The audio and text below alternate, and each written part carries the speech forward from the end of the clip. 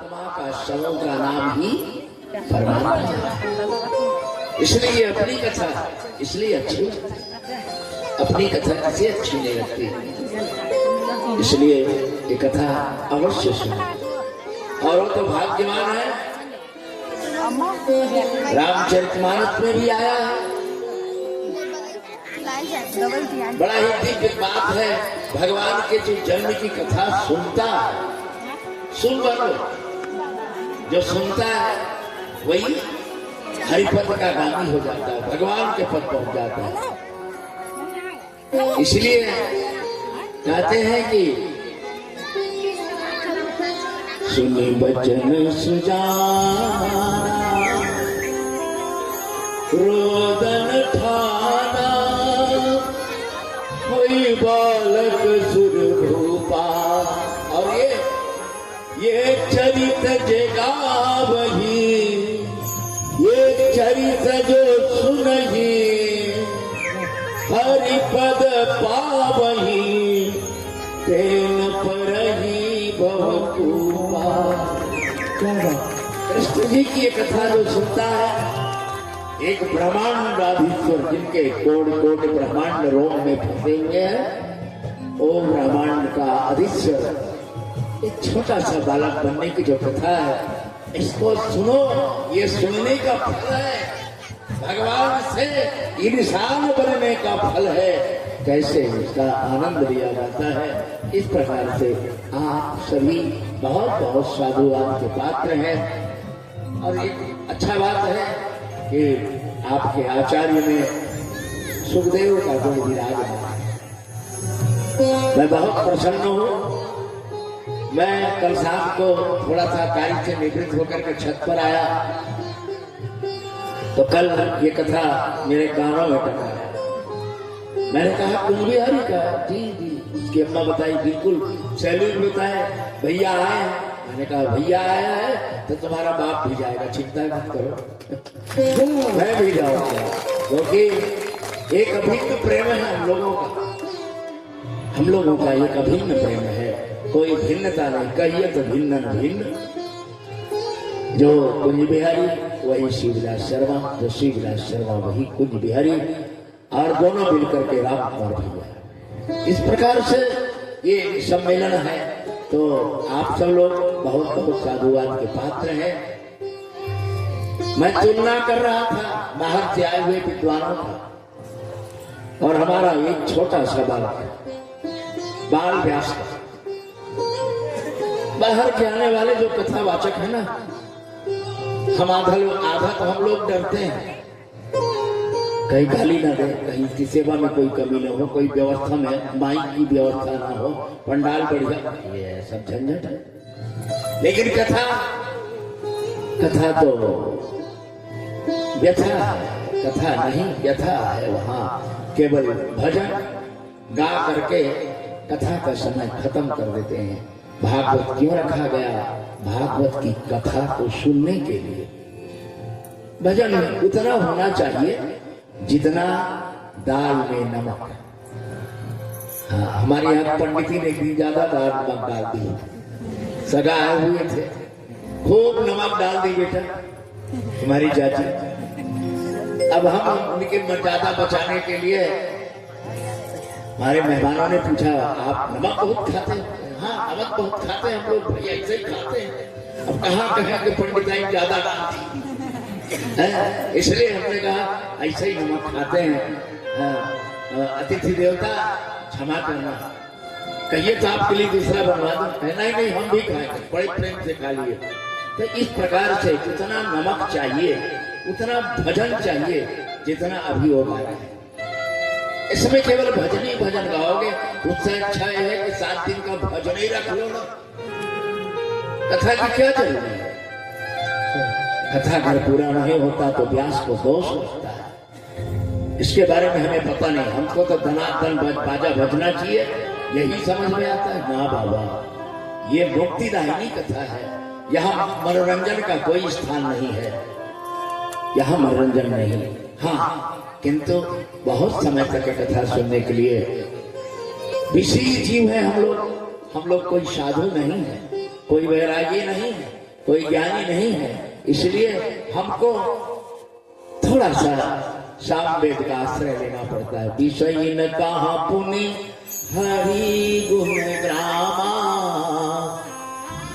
श्रवण सुखद हर मन विश्रामा। कान को भी अच्छा लगे, मन को भी विश्राम दे। तो मैं आप सब लोगों को साधुवाद देता हूं कि अपने आचार्य से, आचार्य गुरु परंपरा से है, ये परंपरा प्राप्त है, और जिसका कोई परंपरा नहीं उसका कोई प्रमाण नहीं। बाहर से आए बुलाते हैं, पता नहीं कहां से है, कौन जाति का है, क्या है, कहां कैसा किया। तो हर जगह का नाला गंगा जी नहीं बन सकता। गंगा जी तो दो मुखी से निकलेगी, वही गंगा है। तो अपने आचार्य से जो कथा सीखता है, निश्चय उनकी मुक्ति अवश्य भावी। इसलिए आप सब लोग बहुत बहुत साधुवाद के पात्र हैं, जो इनको यहाँ ऊंचाई तक के आपके अंग में, आपकी सेवा ने इस बालक को व्यास गति तक के पहुंचाया। इसके लिए मैं बहुत बहुत आप लोगों को आशीर्वाद देता हूं। और रुकना नहीं, व्यास जी भगवान की लीला में रुकने का नाम नहीं, इसलिए चलते रहिए। चरे बेती। मैं सब लोगों को जो ये कथा सुनने के लिए आए हैं, भगवान की जन्म महोत्सव की जो कथा है, उसको जो सुनता है, तेन परी भव कूपा, वो इस संसार में दोबारा उसका जन्म नहीं होता। कहाँ चला जाता है महाराज? तो कहे भगवान जब जब जन्म लेते हैं ना, तब तब अपने साथ में लेकर के उनको आते हैं और अपना लीला का पात्र बना लेते हैं। फिर ये मृत्यु और जन्म रूपी संसार में आने की झंझट नहीं। इसलिए ये कथा जरूर सुननी चाहिए। कल अगर समय मिलेगा तो फिर आऊंगा, एक जगह कुछ काम है। इसलिए मैं बाबू टीकाराम जो बैठे यहाँ,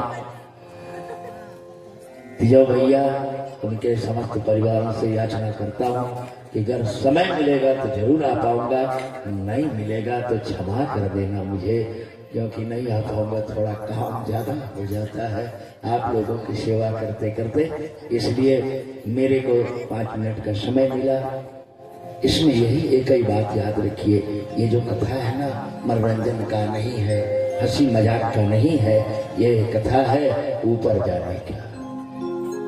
ऊपर की व्यवस्था है, किस लिए रखा गया, वार्षिक में क्यों, कहे अमुक के वार्षिक में क्यों, तो कहे उसको बिना किसी हीला हवाला के, किसी प्रकार के मेहनत किए बिना वैकुंठ धाम की प्राप्ति हो जाए, इसलिए भागवत की रचना की है।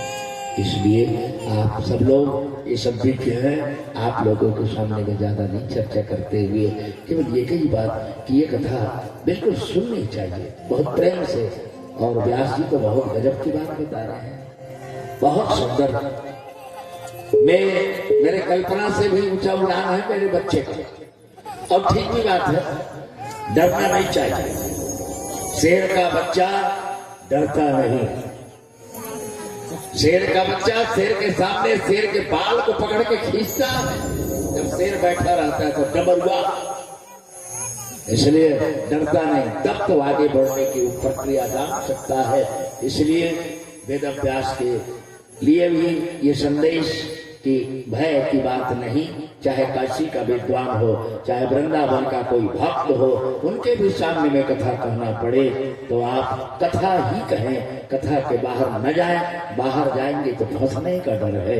इसलिए कथा में रह करके आप ये कथा को पार लगा सकते हैं और श्रोता भी पार हो सकते हैं। इन्हीं शब्दों के साथ आइए, भगवान श्री मदन मोहन का दिव्य महोत्सव चल रहा है। एक भजन या सोहर गीत आपकी तरफ से चाहते हैं। पहली गाली दे बेटा,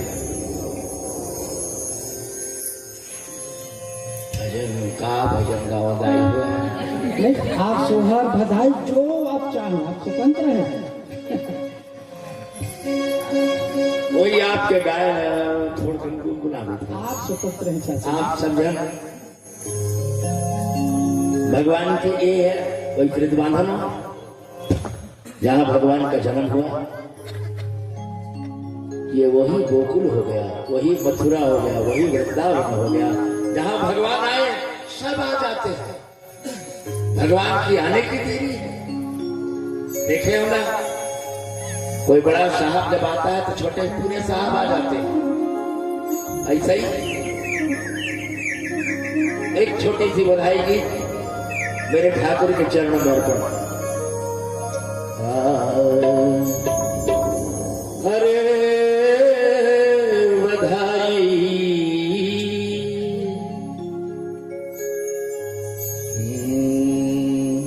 नंद जी के अंगना में।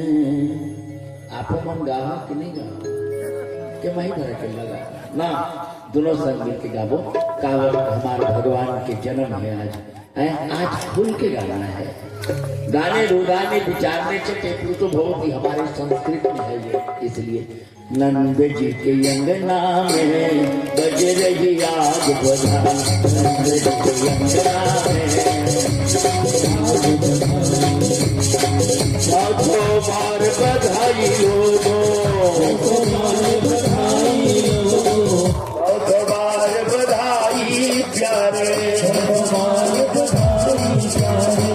लाखों बार बधाई। नंद जी के अंगना में बज रही आज बधाई। नंद जी के अंगना में बज रही आज बधाई। नंद जी के अंगना में बज रही आज बधाई। नंद जी के अंगना में बज रही आज बधाई। बड़ा मुश्किल हो गया, क्या बात। मेरे कान्हा का जन्म है, धन्य है वो लोग, धन्य है वो माँ जहाँ मेरे प्रभु का जन्म होगा।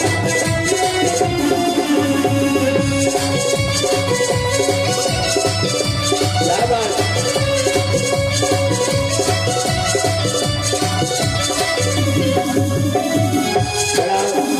बड़ा जटिल बात है। वही थी गोकुल में एक पूर्णिमासी दीदी रहती थी। बाबू पूर्णिमासी शांति के साथ गुरु माता, हाँ गुरु माता, गुरु बहन है वो। ये है शांतिकिनी के बहन, उज्जैन से आई थी। भगवान उज्जैन से शांतिकिनी जी ने कहा जाओ वृंदावन में कोई डर नहीं। यहाँ आए तो उनके साउथ का बेटा था जिसका नाम था मधुमंगल। क्या बात है। वो मधुमंगल भी साथ में आया। जब यशोदा गर्भवती हो गई ना तो बड़ा ज्योति था वो, ज्योति देखता निकालता, कहे यशोदा जी आपके गर्भ में बच्ची है,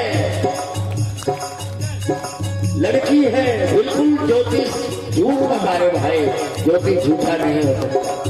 अब जब कहा कि देखो तुम्हारे गर्भ में लड़की है, और जब लड़का हुआ तब गजब की बात हो गई। ओ ना जाने किस ऋषि मुनि ने, ना जाने किस ऋषि मुनि ने धागायाग लपेटा, धागायाग लपेटा।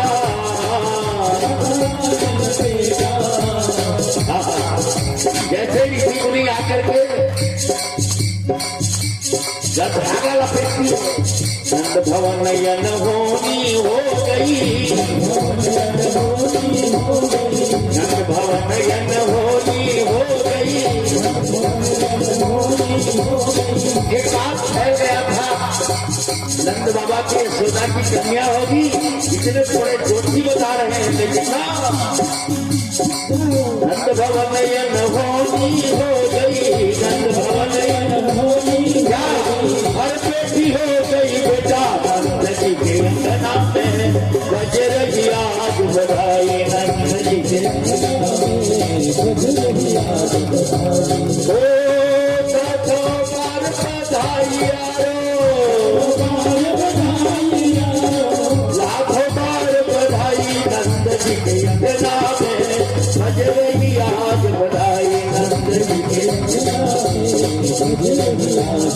नंदनी के अंगना में बज रही आज बधाई। बोलिए बाल कृष्ण भगवान की, गोकुल धाम की। इस प्रकार से बड़ा सुंदर ढंग से मेरे को भी ये सौभाग्य प्राप्त हुआ ठाकुर की सेवा करने के लिए, इसलिए मैं कृतकृत्य हूँ। भगवान जब भी जन्म दे ठाकुर जी आप लोगों के साथ ही जन्म दे, इसी के कामना के साथ कि आप सदा ही भागवत कथा पिए, रामायण कथा पिए।